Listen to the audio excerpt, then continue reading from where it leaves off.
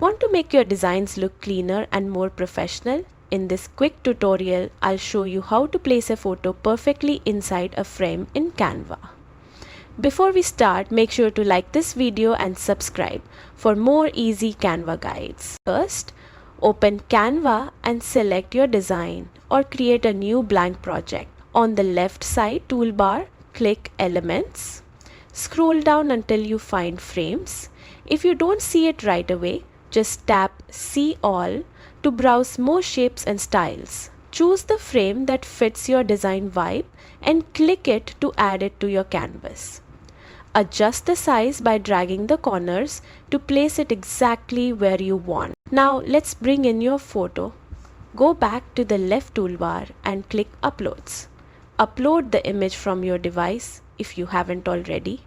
Once it appears in the upload area, simply drag the photo over your frame and release it.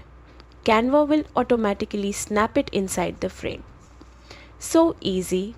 If you want to reposition the photo, double click on it inside the frame and adjust until everything looks perfect. And that's it. Your image is now beautifully framed and ready to elevate your design. Don't forget to like this video and subscribe for more Canva tips every week.